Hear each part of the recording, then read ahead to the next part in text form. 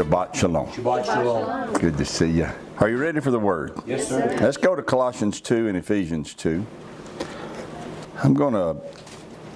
We'll eventually read more verses than this as we get toward the end of the study today. But I'm just going to read one verse out of each one of those passages once you get there. Colossians 2, we're going to read verse 14. Blotting out the handwriting of ordinances that was against us, which was contrary to us, and took it out of the way, nailing it to his stake. And then if you look in Ephesians 2, we read verse 15. Having abolished in his flesh the enmity, even the law of commandments contained in ordinances, for to make in himself of two one new man, so making peace. 3 weeks ago, we read Colossians 2:14, and we also read Ephesians 2:15. And we noted that Peter tells us that there are some things that Paul wrote that are hard to understand. Not impossible, but hard. And these two passages would definitely fall in that category. Hard to understand. Peter also told us that the unlearned and the unstable twist and distort many of the writings of Paul. These two passages would definitely fall into the category of verses that get twisted and distorted by the unlearned and the unstable. Many unlearned and unstable men have taken these two passages and taught others that the law was abolished, that the law is what got blotted out, that the law is what got nailed to the stake, and that those who believe in the Messiah no longer have to keep the law because of what's written in the Colossians 2:14 and Ephesians 2:15. But that is absolutely absurd. Right. And we spent the last 3 weeks looking at how absurd it is to think that these two passages mean that. Even if we don't know what was abolished, if we don't know what got blotted out, if we don't know what got nailed to the stake, we can know for a certainty that it was not the law. Right. What was abolished, what was blotted out, what was nailed to the stake? Well, I told you 4 weeks ago that if we had studied the Scriptures together, it would become perfectly clear what got abolished, what got blotted out, what got nailed to the stake. And so we've been doing that. We've been studying. Well, today we're going to look at a few other passages, and I am confident that once we look at these passages, if it is not yet perfectly clear, by the end of the study today it will be perfectly clear what got abolished, blotted out, and nailed to the stake. It's perfectly clear, let me state this before we start, it's perfectly clear that it was not the law. Right. And I want to go over that again quickly before we move on. How do we know it's impossible that it was the law? Let me go over the 3 reasons that we have seen. It's impossible for the law as a whole to be abolished, and it's impossible for the law as a whole to be blotted out, when the Messiah himself said that not one jot or tittle of the law shall fail. Right. I like the way he stated it in Luke 16. If you want to turn there, you can. But I love the way he stated this in Luke 16. Verse 17, he said, "It is easier for heaven and earth to pass than for one tittle of the law to fail." That's quite a statement. Yes, sir. Easier. Do you hear that? Easier. It's amazing to me that the Messiah himself said this, and yet people will believe teachers and preachers who tell them the law passed away, when the Messiah himself said it's easier for heaven to pass, it's easier for the earth to pass, that is to go away, than it would be for one small stroke of one letter of the law to fail. Yes, sir. This word fail means to perish, come to an end, to be removed from power, to fall prostrate. It means to lose its authority. The word translated fail there is the exact same word that's used when Messiah tells the story about the house that's built on the rock. Yeah. And he said the rains descended and the floods came and the winds blew against that house, but it did not fall. The exact same word. Well, just as surely as the storms could not destroy that house and cause it to fall, there is absolutely nothing that can come against the law and cause it to fall. Right. Men can storm against it, they can rail against it, they can beat against it, they can reject it in their doctrines, but it would be easier for them to rail against heaven and easier for them to rail against the earth and to have some success in causing those to go away than it would be for them to cause even one tittle of the law to go away. Yes, sir. So it's absurd to think that the law could have been abolished, blotted out, nailed to the stake, when the one who was nailed to the stake made it perfectly clear that no part of the law could ever fail. Right. It's also perfectly clear that it wasn't the law that was abolished, blotted out, or nailed to the stake, because whatever was abolished, blotted out, and nailed to the stake, even if we don't know what it is, we know it was not the law because no part of the law was against us. Right. And Colossians 2:14 says that the handwriting of ordinances that got blotted out was against us. That can't be the law. Right. The law's not against us. Deuteronomy 4 says that the commandments of Yahweh are our wisdom. Yes, sir. And they are our understanding. Psalms tells us that Yahweh's word is a lamp unto our feet and a light unto our path. That which is a lamp to our feet and a light to our path is not against us, it's there to help us. Right? We're told that the law is our schoolmaster. So it's not against us, it's there to help us. Right. It's for us. Yes, sir. We're told that it has more value to us than gold. Actually, it says than much fine gold. Yeah. Here's what that means.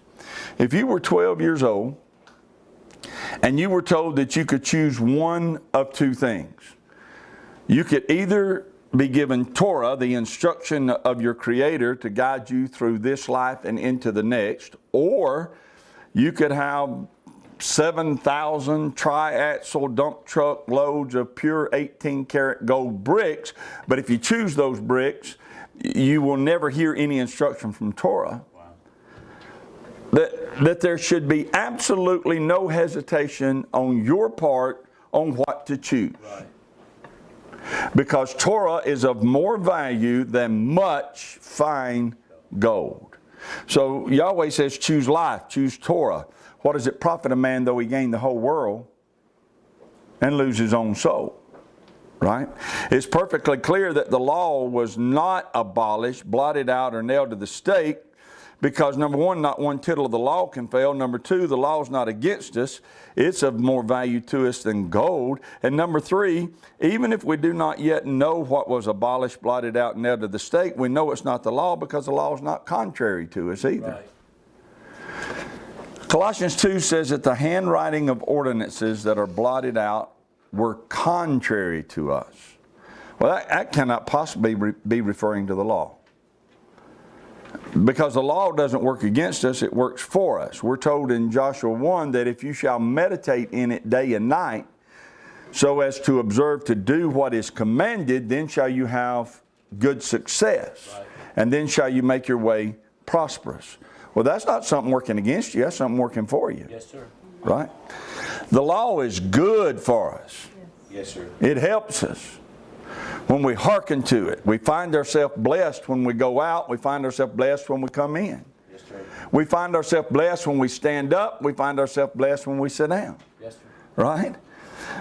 We understand that we do not live by bread alone. We live by every word that proceeds out of the mouth of Yahweh. It's good for us. Yes, sir. And Torah came forth out of His mouth. Right. He breathed it. And because He breathed it, it's good for us. Because Yahweh said it, it is good for us. Yes, sir. You know, there are a lot of things in life that it's hard to know whether they're good for us or not. We were told at one time that in order to protect our health, we needed to be on low-fat diets. Right. And so millions of people went on low-fat diets. Then later a study came out and said, no. Right. You need that fat. Right. Right? You should be eating fat, and they went to giving names to all the different kinds of fats we need to eat. Said, eat these. Make sure you get these fats in your diet. We were told that it was not good to eat butter. Right. Not good for you. Butter's bad for you, they said. Eat margarine instead. Yep. And so millions of people began to buy and eat some kind of paste that came in a tub that was called, I can't believe it's not butter. That's right. And then a study came out later that said, I can't believe that you're eating that stuff that's not called butter. Right. It's not real food. It's bad for you. Your body don't know what to do with it. You should be eating butter. Yep. Right? Then we were told we shouldn't eat egg yolks. No, just eat the white. Throw the yolk away. Yep. Right? So millions of people began to eat egg whites only. Then another study came out and said, oh, no. Don't eliminate the yolk. It's got good stuff in it. Yep. You need to eat it. So the point is, in this world that we live in, it can get confusing as to what's good for you and what's not. Right. That's true. We've actually been programmed to believe that if it tastes good, it's bad for you. Right. If it tastes bad, it's good for you. Right. How do we know that apple cider vinegar is good for us? It's not because some multi-million-dollar scientific study was done that proved conclusively that it's great. No, we know it's good for us because it tastes horrible. It tastes like someone mixed gasoline, kerosene, and horse urine together in a bottle. And because it tastes like that, we're certain it has to be good for us. If you take a shot of something, and after you take the shot of it, you go for 3 minutes. Yeah. But you do it 3 times a day. That's all the proof you need that it must be good for you. Right? Has to be. I don't need a study to prove that kale is good for me. I know it's good for me because it tastes bad. Right. No matter how I cook it, no matter how I fix it, it tastes bad. So it has to be good for me. I know y'all was going to argue with me. I knew it. You're really going to argue with this one, but it's true. I don't need a study to prove that avocados are good for me. I know they're good for me because their texture and their taste would make a mule gag.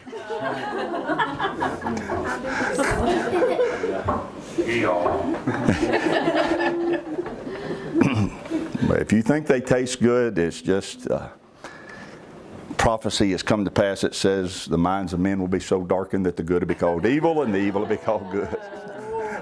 That stuff's nasty.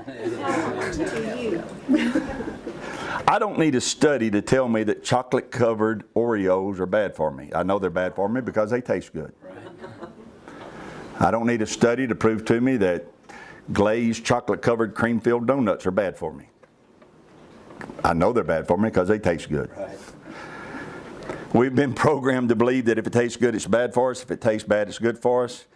And we are bombarded constantly with conflicting studies that prove conclusively that you should not eat this. Oh, wait, yes, you should. Right. And studies that said you should be eating this. Oh, wait, no, you shouldn't. Right. It's been going on all of our lives. But here's the truth. He that has ears to hear, let him hear. You may not know who to believe when it comes to low fat versus high fat, no yolk versus eat the yolk. But it should be easy to decide who to believe when it comes to the law. Right. Yahweh said that the law will be our wisdom and bring us life. Yes. He said that it's a lamp to our feet and a light to our path. He said that it's more to be desired than gold, than much fine gold. He never called it bondage. He never called it a burden. He never called it a curse. He never called it temporary. Men did that. Men do that. So believe Yahweh. Right. Amen. Amen. Believe His prophets. Believe His Son. They all testify that the law is holy, just, and good, and that it stands forever. Yes, sir. Yahweh cannot lie, so believe Him. Right. Amen. Right? It's impossible that the law was abolished, blotted out, and nailed to the stake. that which is forever and eternal and more sure than heaven and earth cannot be abolished, and neither do we want it to be. No, sir. We don't want the law abolished. No, sir. It's good. Yes, sir. Yes, it is. If men would just think about this, they'd understand, no, we can't do away with the law. While I'm on that, let me say this. The hearts of men are actually revealed in this matter concerning the law. Let me illustrate. There are growing numbers of denominations who are now teaching and who now believe that the law was abolished, that it got blotted out, that it was nailed to the stake. But if you were to go to most of them who teach that and who believe that, and you were to say, the law got abolished? Yes. And you were to say to them, is it still wrong to murder? Is it still wrong to steal? Yeah. Is it wrong to believe in more than one Elohim? Is it wrong to take the name of the one Elohim in vain? Is it wrong to covet? Is it wrong to bear false witness? Is it wrong to find something and keep it for yourself, finder's keeper? Or should it be returned to the rightful owner? Is it wrong for a man to have sexual relationships with his mother? Is it wrong for a man to have sexual relations with his sister or his aunt? The vast majority who say the law has passed away would say that it's wrong to do any of those things. Right. Well, let me ask you this. Where did they get this standard of ethics? Well, That's right. Where did this concept of right and wrong come from? See? And I tell you this, it didn't come from the hearts of men. no, That's sir. right. It came from Yahweh, and men were made aware of these concepts of what is right and wrong by the law of Yahweh. Right. And men have chosen to adopt those concepts and abide by them and follow them. Why? Because in their hearts they know that these laws are holy, just, and good. Yes, sir. They are the wisdom of any nation. Right. They know in their hearts that if it were not for the law of Yahweh governing the lives of men, then chaos, death, destruction, and debauchery would have no restraint in the earth. Right. If every man does that which is right in his own eyes, then society decays faster than a snowball in the middle of July in Alabama. Yeah. The problem is not that men really believe that the law of Yahweh passed away. The problem is that men want to claim that it passed away so that they can keep the ones they want to keep and ignore the ones they want to ignore. Right. That's true. So they keep some of them. They enforce some of them. They teach some of them as still being necessary. Right. And when men start choosing which ones they will obey and which ones they will not obey, they have become their own Elohims, Yeah. eating from the tree of knowledge and deciding for themselves what's good and what's evil. And when you are your own God, deciding for your own self what's right and what's wrong, you have taken a stand in the universe that is not wise. Right. For you have elevated yourself to the position of saying, I am my own God. And you have put yourself in that place against Adonai, the supreme one, the all-powerful creator of the heavens and the earth. That's not a good place to stand. So it's not the law that was abolished. It's not the law that got blotted out or nailed to the stake. So let's see what it was. It will be made perfectly clear Yes, sir. to us what it was as we continue with our study. We need to read some other scriptures for it to become clear. So let's go to Luke 4 first. Here we're going to see the first recorded attempt of men trying to take the Messiah's life. It's not the last time they'll try to kill him, but it's the first recorded time that they tried to kill him. Messiah has just gone into the synagogue in his hometown of Nazareth. A scroll was given to him. He found the place where it was written, and he said, "The Spirit of Yahweh is upon me, because he's anointed me to preach the gospel to the poor, to heal the brokenhearted, to preach deliverance to the captive, recovering of sight to the blind, and to proclaim the acceptable year of Yahweh. Let's pick up and read what happened next after he said that. Verse 20. And he closed the book, and he gave it again to the minister, and he sat down. And the eyes of all them that were in the synagogue were fastened on him.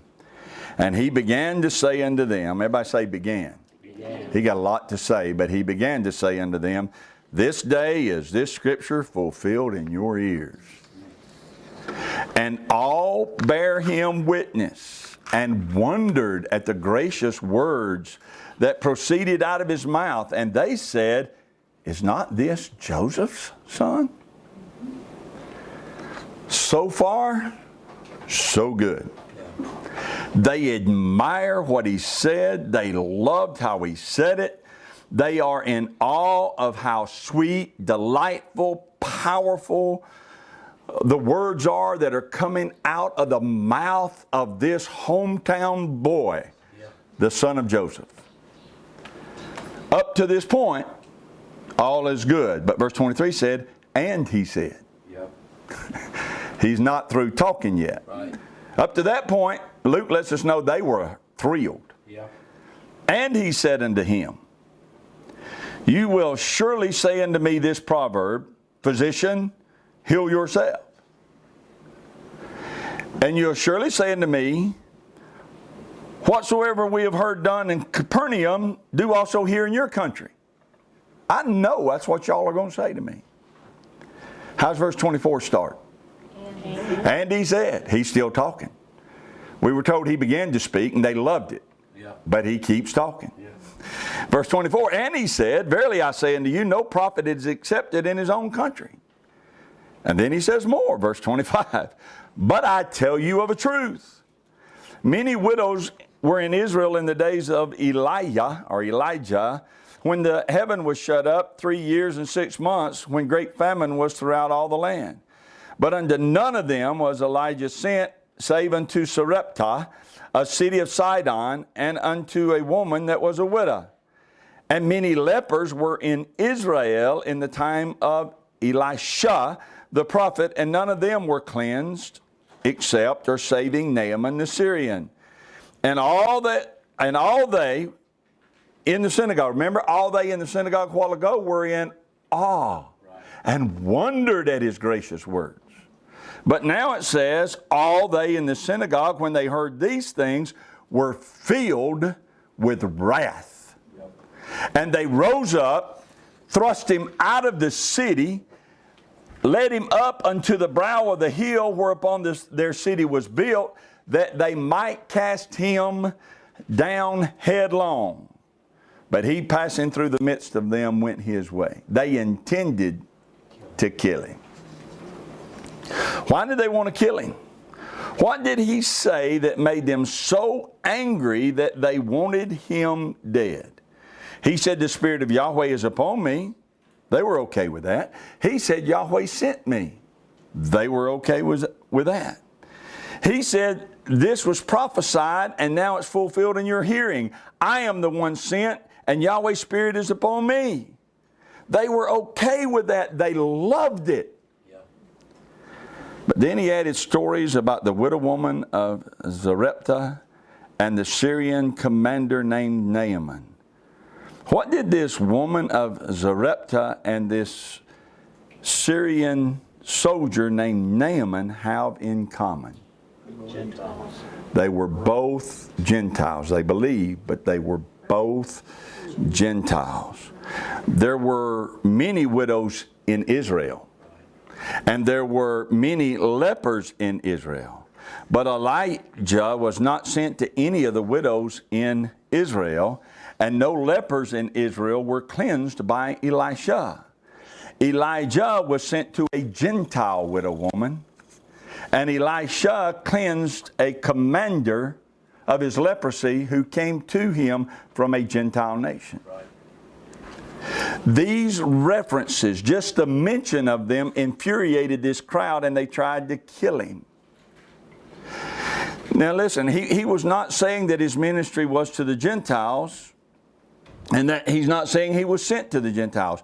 He was saying that just as there were no widows in Israel that would hear Yahweh's instruction to take care of Elijah, Yahweh had to speak to a Gentile widow to get Elijah taken care of.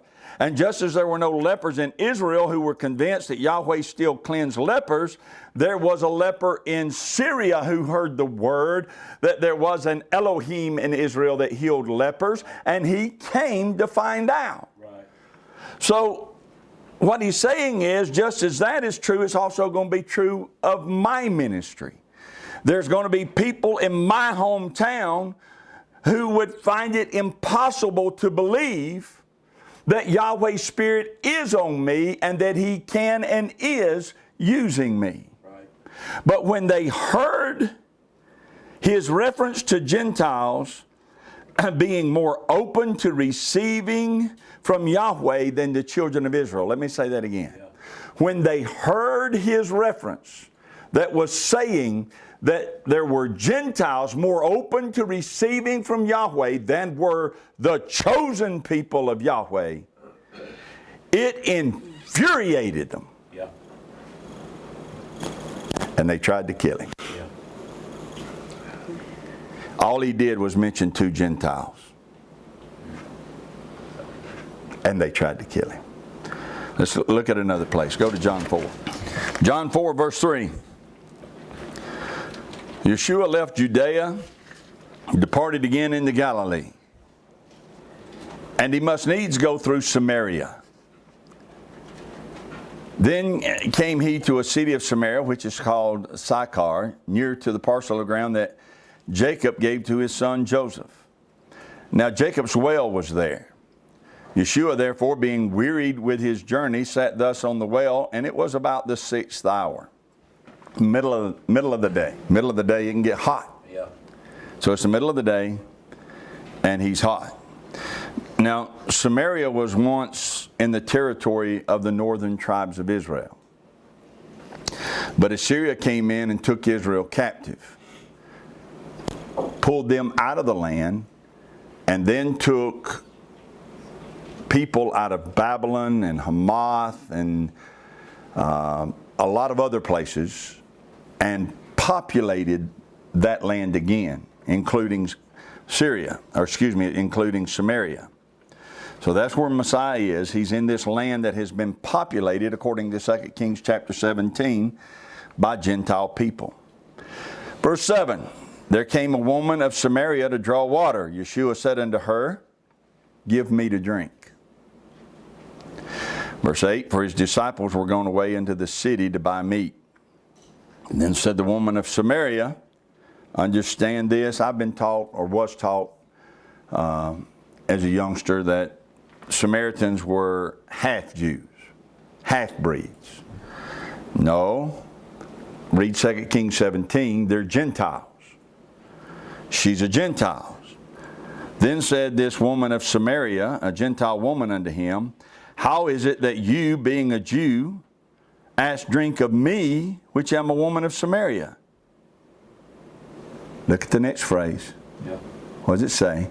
The Jews have no dealings. The Jews have no dealings with the Samaritans. She is shocked that a Jew even spoke to her. Right. She had never had a Jew ever speak to her, much less do what he did, which is say, hey, give me something to drink. She said Jews have no dealings with the Samaritans, which is to share something in common with. Here's what she's saying. You're asking me to take my bucket, get water, and take my cup, and you drink out of it. Yeah. Every Jew I know would rather be thirsty Right. than take a drink out of a cup that belongs to a Gentile.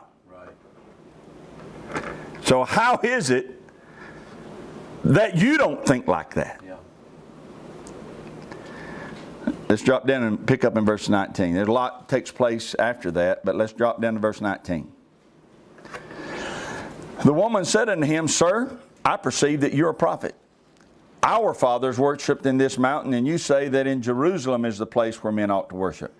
Yeshua said unto her, Woman, believe me, the hour comes when you shall neither in this mountain nor at Jerusalem worship the Father. Listen to him. You worship, you know not what. We know what we worship, for salvation is of who? The Jews. Salvation is of the Jews. So he said to her, Woman, you have no idea what or who you're worshiping. We the Jews know, for salvation is of us. Comes out from us. Now see what happens when the disciples show back up and see this conversation taking place. Verse 27. And upon this came his disciples and marveled that he talked with the woman. Yep.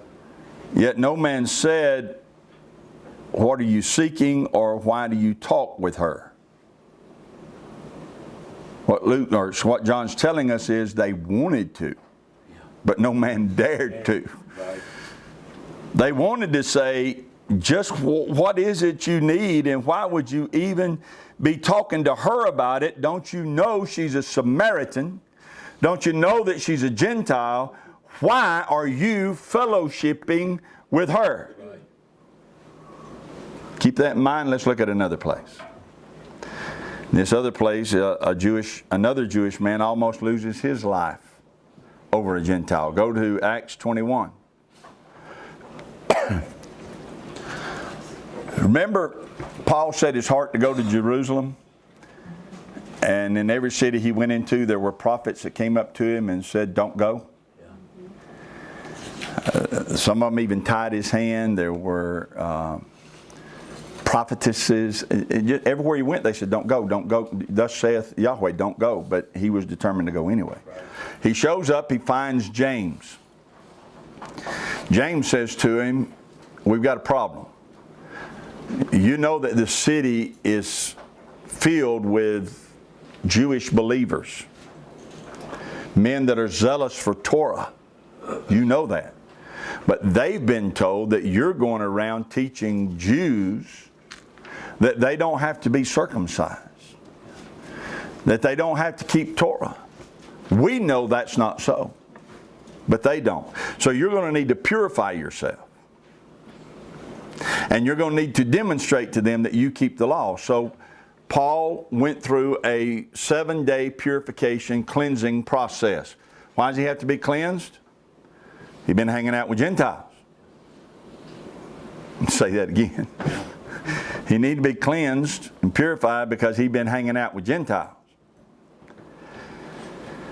Pick up verse 27, and here's what we read. And when the 7 days were almost ended, the Jews which were of Asia, when they saw him in the temple, stirred up all the people and laid hands on him. I do not mean they prayed over him. No. Crying out, Men of Israel, help! This is the man that teaches all men everywhere against the people and the law and this place. That is a false accusation, and people are still accusing Paul of this falsehood. Right. Yes, sir. And further, listen to this, further brought Greeks also into the temple and has polluted this holy place. He polluted the temple how? By bringing in swine? No. By offering a pig on the altar? No, sir. How did he pollute the temple? Brought in Gentiles. The accusation is he brought in a Gentile. He did not. But that's the accusation.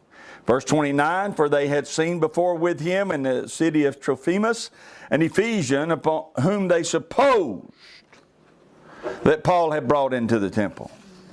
And all the city was moved, and the people ran together, and they took Paul, drew him out of the temple, and forthwith the doors were shut. And as they went about to kill him, what are they doing with Paul? They're killing him. Tidings came also to the chief captain of the band that all Jerusalem was in an uproar, who immediately took soldiers and centurions and ran down unto them. And when they saw the chief captain and the soldiers, they left beating of Paul. They stopped. Then the chief captain came near, took him, and commanded him to be bound with 2 chains, and demanded who he was and what he had done. What did you do? That the whole city's trying to kill you. And some cried one thing, and some another among the multitude. And when he could not know the certainty for the tumult, he commanded him to be carried into the castle. And it was when he came upon the stairs, so it was that he was borne of the soldiers for the violence of the people. Don't skip over verse 35. They beat him so bad he couldn't walk. He's having to be carried. Yeah. They almost killed him. Verse 36, for the multitude of the people followed after, crying, away with him. We've heard that phrase before. Yes, sir. They are determined for that man to die. Right. Now we know what stirred them up. They supposed he had brought a Gentile into the temple. But the chief captain of the Roman army said, why are y'all beating this man? And some cried one thing and some another. Why? Well, because they're talking to the chief captain of the Roman army, surrounded by soldiers who are all armed. You don't just look them in the eye and say, we're trying to kill him because he brought one of you into our temple. Yeah. Right. That wouldn't go over good. No. He brought an old nasty Gentile in. That's the reason we're trying to kill him. No. So they begin to make stuff up. Yeah. Say other things. You with me? Yeah. But why were they trying to kill Paul? Verse 29, the answer is they supposed.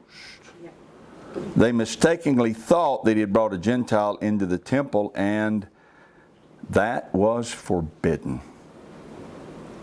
Not by Torah, Right. but by their own laws. And if you want to know how serious they took their own laws, all you have to do is read Mark chapter 7. Because Messiah said that they would reject, set aside, lay aside, eliminate the laws of Yahweh in order to keep their own laws and their own traditions. Messiah said they taught for doctrine, not what Torah said. They taught for doctrine the commandments of men. Right. They are serious about it. Their own writings said that the oral traditions and their laws carried more weight than Torah, Right. because they were really quote unquote explanations of Torah. And so you couldn't just follow Torah because you probably don't understand what Torah means. So our teachings have more weight than Torah. You follow us because we've studied it and we've explained it. Yeah. And their law made it illegal for anyone to bring any Gentile into the temple. I want to show you something here. Bill, if you will, please, sir, help me. This is a diagram of the temple that would have stood during the Messiah's day.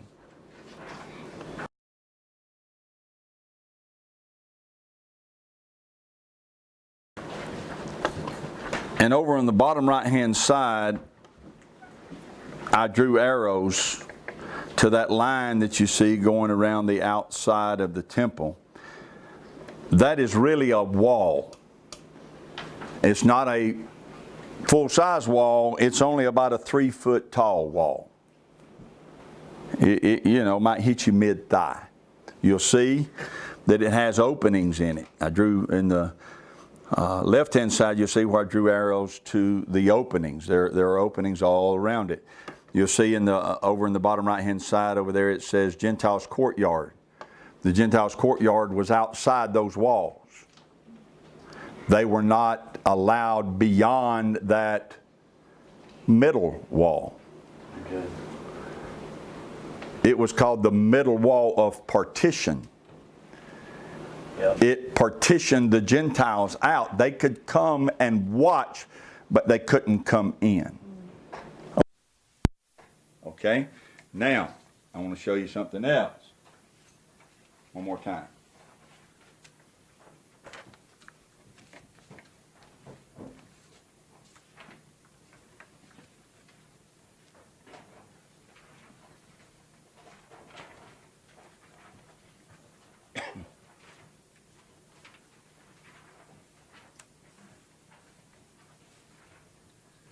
Josephus was a Jewish historian.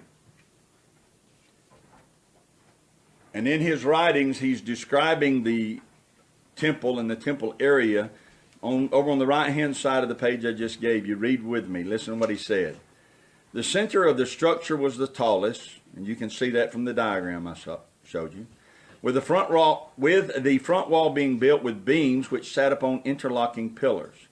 Highly glossed stones made up this wall, so finely polished that those who looked upon it for the first time marveled at it in amazement. This was the description of the first structure. Located within it, nearby, were steps which led up to the second structure, which was surrounded by a stone wall used as a barrier, engraved with an inscription not allowing foreigners to enter into it under the penalty of death. Over on the left-hand side, in 1871, it was discovered what Josephus is referring to.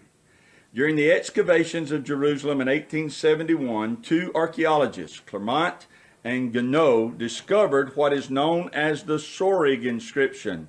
Written in Greek, the sign warns non-Jews to keep out of the temple area. It states, no foreigner is to enter the barrier surrounding the sanctuary. He who is caught will have himself to blame for his death which will follow. I understand that these inscriptions, these warnings were put at every opening so that nobody was confused. Gentiles can walk up to this middle wall of partition, but everywhere you can go through, there's a warning. If you're a foreigner, you better not come through here. If you do, you're responsible for your death because you will die. It's not an empty threat. It's a hostile commandment, stern warning to the Gentiles to stay out. It was impossible for there to be any kind of meaningful relationship between Jews and Gentiles because of a law like this. Right. If you went to visit another fellowship and when you got to the front door, it said, if your name is not Brooks and you come through this door, you're responsible for the death that will ensue. Wow. Right? Would you feel welcome? No, sir. No. Make no mistake about this sign on the middle wall of partition. It's not an idle threat. They mistakenly thought Paul had disregarded this commandment and they tried to kill him for it. Now, one more. We've been looking at Acts chapter 10 and 11 in this study. I want to look at it one more time. And I want us to pay very close attention to something Peter said. I want to make sure we didn't miss it in the other times we looked at it. Let's go to Acts 11 first, because I want to remind you of what happened when Peter got back from ministering to Cornelius and those of his household. In Acts chapter 11, when Peter comes back, it says this, and the apostles and brethren that were in Judea heard that the Gentiles had also received the word of Yahweh. Were they excited about it? No. Read verse 2. And when Peter was come up to Jerusalem, they that were of the circumcision contended with him, saying, you went in to men uncircumcised and did eat with them.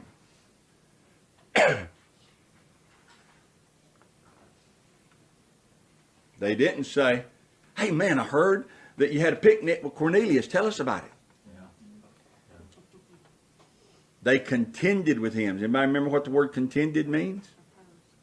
They opposed him and separated themselves from him and separated him from them. Yeah. He's no longer welcome to be a part of the fellowship. Right. Right? Why? What great crime did he commit? He ate with Gentiles. Yeah. He ate with Gentiles. Had a turkey sandwich.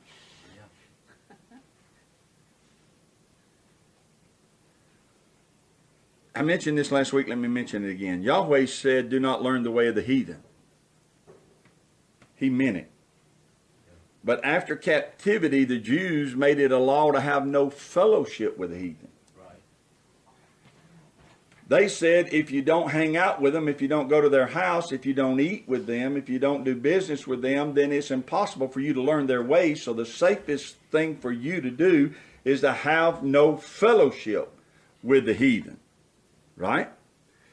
And besides that, besides the fact Yahweh said, do not learn their ways, understand where the Jew is coming from as well. Every Gentile nation, it seems like every time they turn around, there is some Gentile nation rising up that wants to obliterate their very existence from the face of the earth. Right. So the best way to protect themselves is have nothing to do with them. Right. Now let's go see what Peter said. Cornelius sent 3 men to get Peter.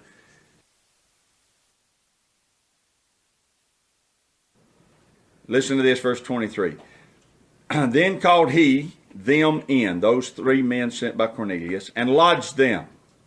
And on the morrow Peter went away with them, and certain brethren from Joppa accompanied him.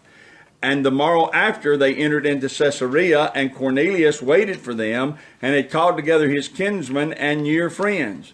And as Peter was coming in, Cornelius met him, fell down at his feet, and worshipped. But Peter took him up, saying, Stand up, for I myself also am a man. And as he talked with him, he went in and found many that were come together. And he said unto them, you read it? Verse 28. He walks into Cornelius' house, sees all the people gathered there, and he said unto them, You know how that it is an unlawful thing for a man that is a Jew to keep company or come unto one of another nation.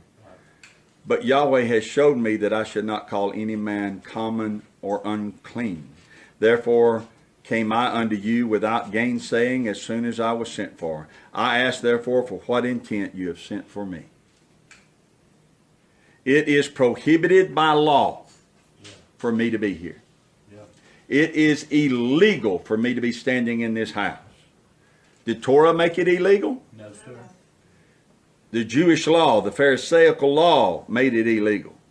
Peter knew when he went into that man's house, he was breaking the law.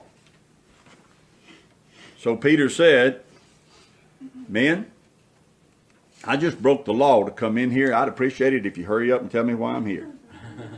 And Cornelius said, Sir, I have no idea why you're here. I was just told to send for you. Wow. Yeah. Keep all of that in mind, and now let's go back to our text. Colossians 2 and Ephesians 2. We're going to start in Ephesians 2. Paul wrote to the Colossian assembly and to the Ephesus assembly, knowing that both assemblies were made up of Jewish believers and believers who once were Gentiles. He acknowledged that when he began those letters by referring to the saints and the faithful brethren, or to the saints and the faithful. Right. He's referring to the Jewish believers and the believers who once were Gentiles. He therefore, when he writes to them, will use pronouns that further acknowledge that he knows that this assembly is made up of 2 groups. And if you don't pay attention to his pronouns, you miss what he's saying. Right. You twist what he's saying. Oftentimes he'll say us, and when he says us, he's referring to Jewish believers. Not always, but often. And sometimes he will say you. Oftentimes, I guess I should say, oftentimes he will say you when referring to believers who were once Gentile, because he wasn't once Gentile. So when he says you, he's talking about you who were once Gentile. Right. This is clearly seen in Ephesians chapter 2, verse 11. Wherefore remember that you, not me, not us, not we, you being in time past Gentiles in the flesh. Paul was never a Gentile in the flesh. Right. And there are believers in Ephesus who were never Gentiles in the flesh. But there are some there who used to be Gentiles in the flesh. Right. And so Paul says to them, remember that you being in time past Gentiles in the flesh, who are called uncircumcision by that which is called the circumcision in the flesh, made by hands, that at that time you were without Messiah. Right. being aliens from the commonwealth of Israel, and strangers from the covenants of promise, having no hope, without Yahweh in the world. But now in Yeshua HaMashiach, you, who sometimes were far off, are made nigh by the blood of the Messiah. For he is our peace. Who is our? When he uses the phrase our, who's he referring to? The same. He's, in this case, listen to what he says. You, this happened to you, to you, to you, to you. But for he, Messiah, is our peace. You were far off. He brought you nigh. Nigh to what? Nigh to who? Nigh to us. You, listen to me. You were afar off. The Messiah has brought you nigh. Nigh to who? Nigh to us, because we weren't out there. You were. He brought you nigh to us, for he is our peace. Who's our? Jews, Gentiles. Who hath made both one and has broken down the middle wall of partition. In italics it says between us, but that is the context of the passage. Having abolished in his flesh the enmity, even the law of commandments contained in ordinances, for to make in himself of two one new man, so making peace, and that he might reconcile both. Both who? Jew and Gentile, unto Yahweh in one body by the stake, having slain the enmity thereby. And came and preached peace to you which were afar off, and to them that are nigh. For through him we both, Jew and Gentile, have access by one Spirit unto the Father. Now therefore you are no more strangers and foreigners, but fellow citizens with the saints, and of the household of Yahweh, and are built upon the foundation of the apostles and prophets, Yeshua HaMashiach himself being the chief cornerstone. Is it perfectly clear yet what enmity got abolished, what got reconciled, what was done away with, what ordinances and commandments did the Messiah have to abolish? Is it perfectly clear yet?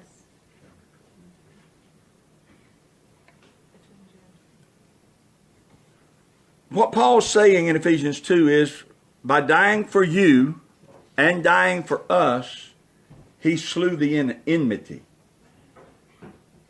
Where was the enmity? Between the Jew and the Gentile. We've seen, this wasn't just something that got talked about in the, the back room. No, it's open. Them Gentiles really bugged me. No. This was open and blatant. Right. And Paul is saying to them, Yahweh is making out of two people one new man. Yahweh took the enmity that existed between us and he's abolished that. He came and preached peace to you and to us.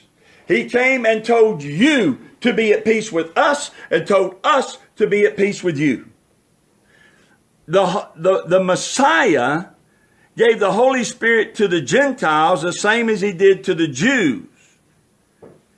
He got rid of the laws and the ordinances that separated us. There is no law and ordinance in Torah that separated us. It's the law and ordinances of the Jews that had to be eliminated in order for them to come together. Yes, sir. Now go to Colossians.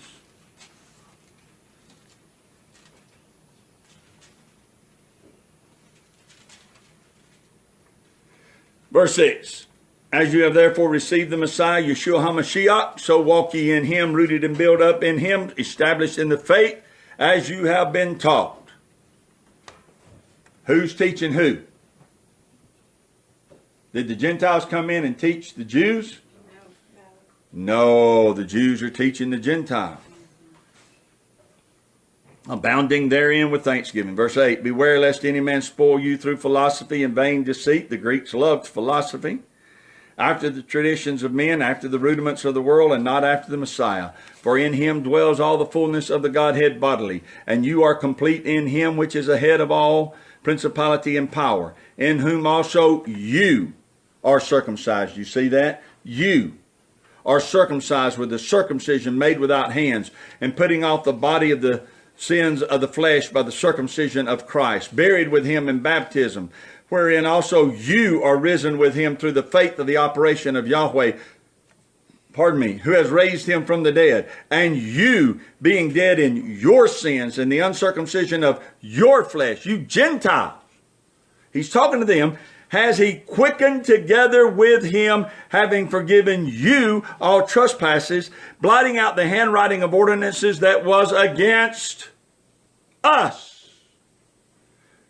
Not the handwriting of ordinances that was against you, but the handwriting of ordinances that was against us, which was contrary to us, and took it out of the way, nailing it to his cross. Is it perfectly clear yet? What got blotted out and nailed to the stake? It was the laws that were contrary to us. Listen to him talk. You Gentiles were once in a situation that made it impossible for us to have fellowship with you. Right. It was impossible for us to come together because you were aliens from the commonwealth of Israel. You knew nothing about the promises of Yahweh. You were without Yahweh in the world. It was necessary for us to keep you at a distance. But now, through the Messiah,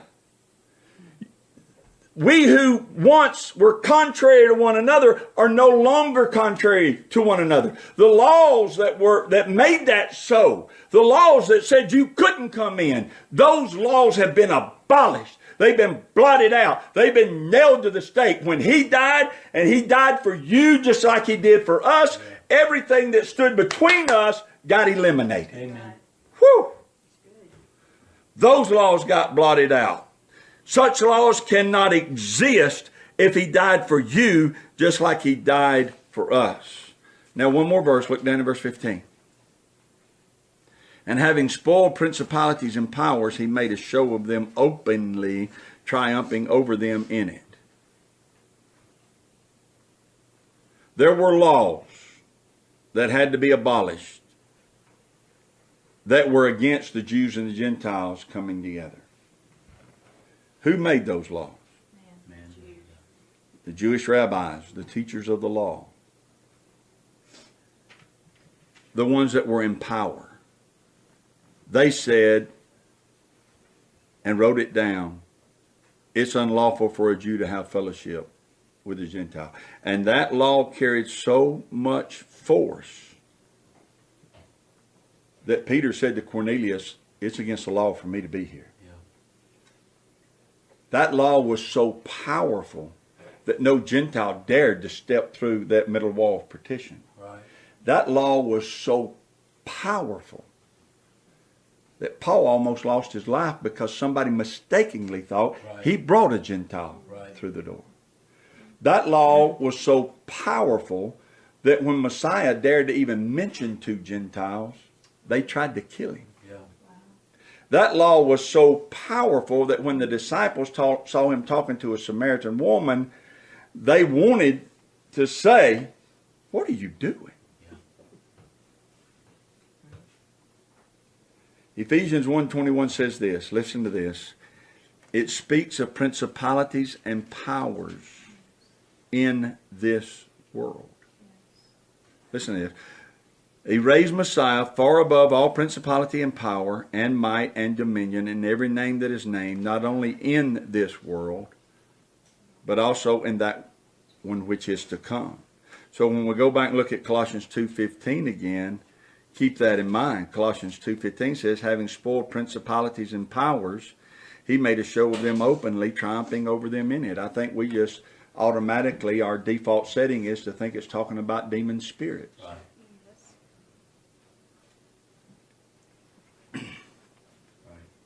But what Paul is actually saying in Colossians 2:15 is, there are chiefs, principalities, and there are powers, those in authority, who are trying to keep us separate They don't want us to come together. They don't believe what Yahweh did for you. I do. I know what he did. What Paul's saying in Colossians 2:15 is, they used to be in charge. I used to follow. I was one of the ones that went about killing Jews that dared to break our laws. They used to be in power. But they're not anymore. Not now. He said Messiah spoiled them. They thought they got rid of him by nailing him to a stake, but it is by that very stake that they nailed him to that he stripped them of all of their power and all of their authority. They said, we'll get rid of him, and they crucified him. But that very act didn't strip him of his power, it stripped them of theirs. Amen. He spoiled them. They had him killed because he did not accept their law as final authority. He rose from the dead and stripped them of every bit of the power and authority that they thought they had, and established himself as the head of all things. Therefore, Paul says, follow him. Don't follow the Pharisees. Don't follow the Sadducees. Don't listen to the Sanhedrin. Follow him. That's what Colossians 2 is about. That's what Ephesians 2 is about. Paul's talking to Jews and Gentiles that have come together in the faith, and he says, you guys can come together now because the Messiah abolished the laws that kept us apart. Now follow him. Right? Yes, sir. Men today need to hear the same message. Yes, sir. Because it's no longer the Jew who has set up laws that say you can't fellowship with the Gentiles. Instead, it's Gentile pastors now that are saying that we're not to be one with the faith of the Jews.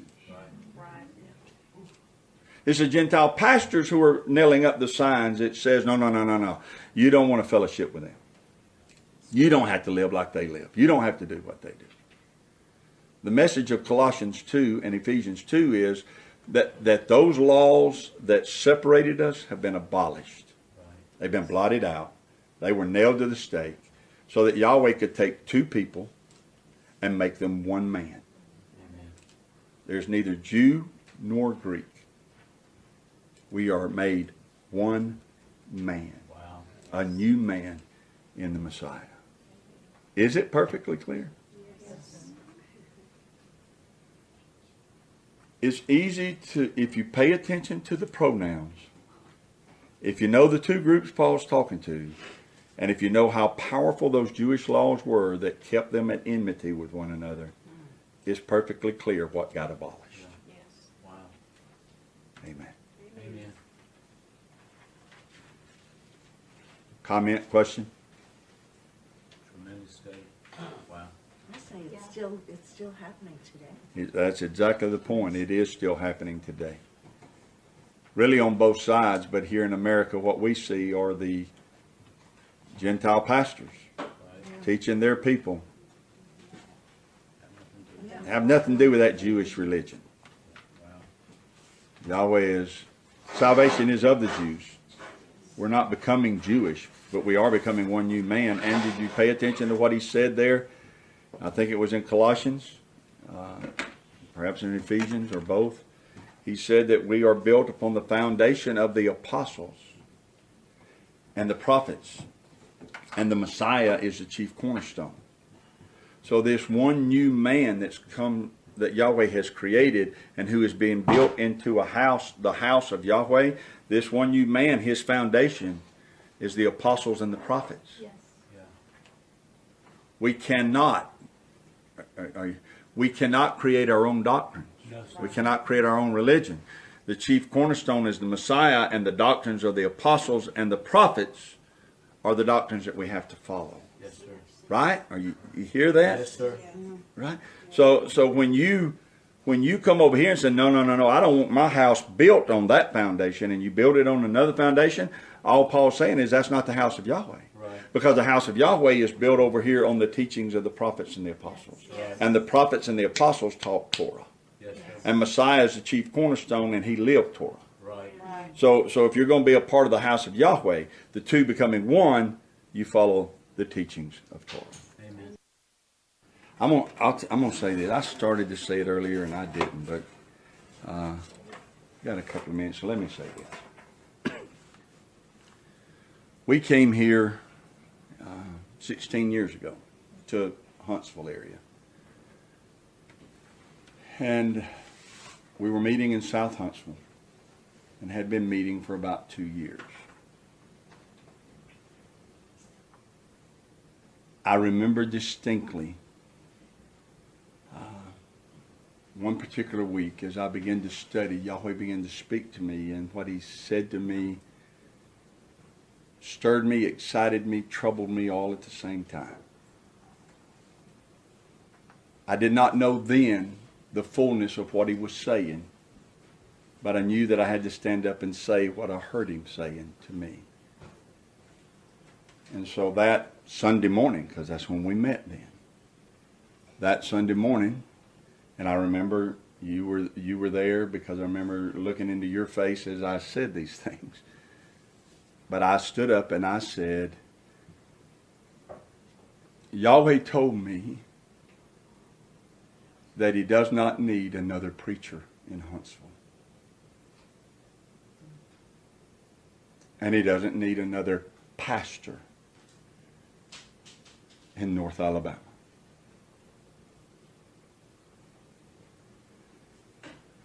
I don't have all the details of what I went on to say that day, but I fully understood what Yahweh was saying. He didn't need just another church, what we called it back then. He didn't need another assembly. We're told in the scriptures that in the last days men will heap to themselves preachers having itching ears. Yahweh is saying there's plenty of them. Huntsville doesn't need another one. North Alabama doesn't need another one. If that's what you're going to be, fine. I don't need you. That's what he was saying. Yeah. If that's what you're going to be, is just another preacher in North Alabama, I don't need you. Wow. I need somebody that's going to tell them what I tell them to say. Wow. Been quite a journey.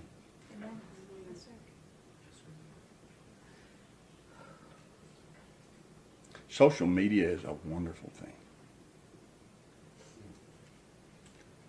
Social media is a horrible thing. Yes. No wonder people are confused. I spend a lot of windshield time on my job, and I'll just turn YouTube channels on sometimes.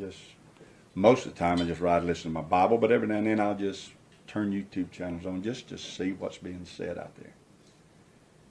It is astounding what men stand up and say in the name of Yahweh and in the name of the Messiah. Things that are in direct violation, direct contradiction of what the scriptures actually say.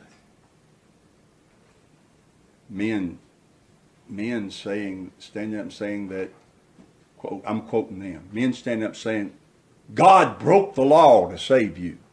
Broke his own law to save you. This is nonsense. Men standing up and saying that the law has been nailed to the cross, you don't have to keep it anymore. We're under grace, not under the law. People twisting the writings. At one point I say, as I do, that no wonder people are confused. But on the other hand, I say, read your Bible and you won't be confused. You know, at some point, we become responsible ourselves. Read it. And then if what you're hearing contradicts what you're reading, stay with what you read. Right. Yes. That's right. Oh, felt like I need to share that. Stand up.